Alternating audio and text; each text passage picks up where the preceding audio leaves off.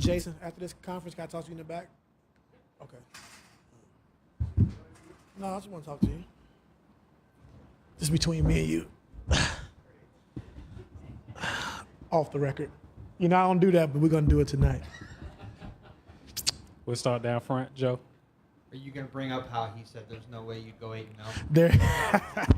Joe, you smarter than you look, I tell you, man. I sure tell you. Well, you starting to impress me. You're getting better, Joe. I give you that. Well, that's good. That's good. Leading up to the fourth quarter tonight, when obviously Kyrie he was great. How would you assess his series? I thought he just did a good job of checking what the defense gives him. I mean, we don't have a stat sheet, but I thought he did a good job. First two games, Valanciunas was up in the pick and roll coverage. He made the right passes, the right plays, was able to get double figures in assists. And then last game, they tried to adjust a little bit. They was dropping, so he was able to take his pull-ups, which he didn't make, which I'm comfortable with him taking them every single time. And then tonight, first half he struggled a little bit with his shot, but second half he got it going. And, he had 27 and 9. So, I think he's doing a good job of just maturing and just taking what the defense gives him. Anything else? Dave? Ty, staying on Kyrie, what worked for him in the fourth? What opened up? And what's it like for you guys just to recognize that and ride him? Well, in the pick and roll, they did a good job of, Corey Joseph is a good defender of getting into him and trying to fight over the screens, getting rear view contests. And Valanciunas, who's big at the rim, and so is Ibaka. So in that fourth quarter, I just went to ISOs at the elbow for Kyrie, just getting into him, clearing out, bringing Kyle off the double, and then getting Kyrie alive, dribble at the elbow, which he's virtually unstoppable. So we went to the ISO one-on-one game, for Kyrie at the elbow, and he produced for us. John?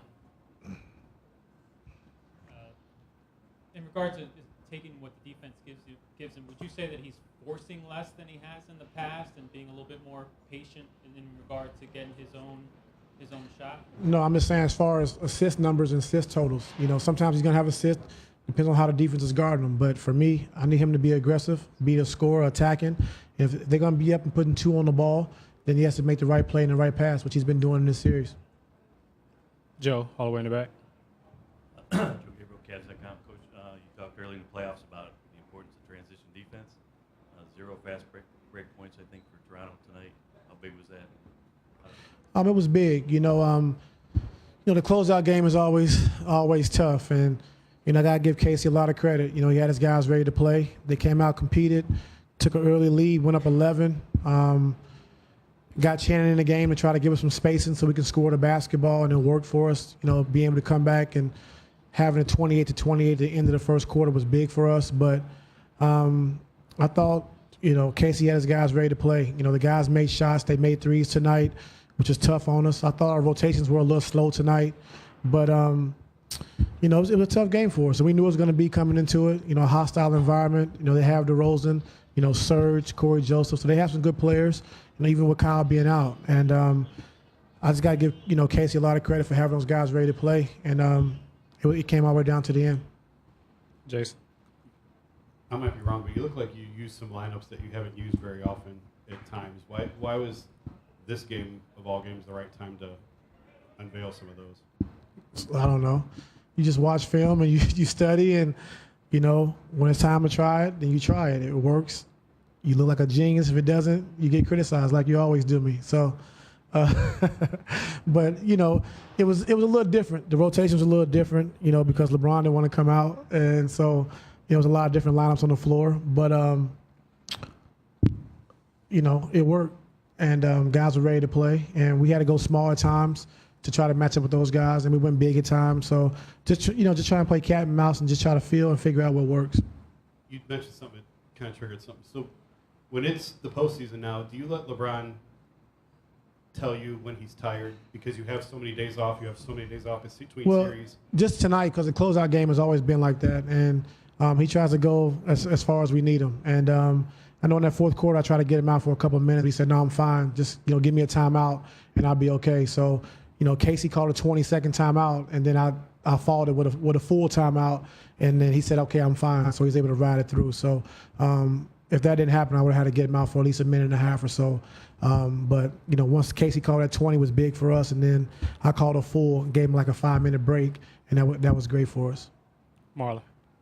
I just wonder what was working so well in the first half for Corver, and then in the second, it's like he became like the diving for balls and rebounding and stuff. I mean, Well, I thought in the first half we just used him. We was very aware where he was on the floor. Guys set screens for him. He got open. We used him in transition, and he's been very big for us. Making big shots, key shots, momentum shots. And in the second half, then his defense took over, diving on the floor, strips, loose balls, rebounding. So, he's been great for us, and we love having him here. It's a big addition for us, and his 3-point shot is a lethal weapon. Joe. This might be hard to answer, but through 2 series now, if you could pick one thing that you just really like about your team, whether it's how they're playing or mental makeup or whatever, what would it be? That we're winning? You can go deeper than that.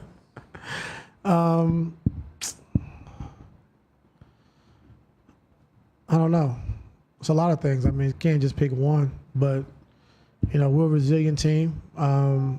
We know, like you said, at the end of the season, things wasn't like everyone thought they should be, and including us. But we knew once we got healthy that we can go on runs like this and get our rotation set and lock in defensively and do some things defensively that we know we're capable of doing. So I just like our team for just staying with it. Just having the confidence and belief that we can get on track once we get healthy, once we get our rotation set, once we put in our defensive schemes that we can be a good team. So I just love our team just for being resilient. Back right. Coach, yesterday DeMar DeRozan talks about how the LeBron James he's seeing this year's playoffs seems even more quicker, faster than the opponent he faced last year, which given what he said, the mileage in his body. How impressed are you by what LeBron has been able to do in spite of that mileage? Oh, very impressed. Since the second half of the season, he's really, went to another level. And, it started the second half of the regular season and then carried over into the playoffs. And, we're just riding him right now. And, the way he's been playing is phenomenal. He's carrying his team and, everyone's chipping in, trying to help him as much as possible. And, for him playing at the pace that he's been playing at far as offensively, when we're getting stops and he's getting out on the break and getting in transition, like either you're going to Kyle Korver, Channing Frye, Kyrie, Kevin Love, JR, you have all these shooters around. So either you're going to take those guys away, he's going to get into the paint, or you're going to help and he's going to get assists. So when we're playing with pace, that's when we're the most dangerous. Anything else? All right. Thank you.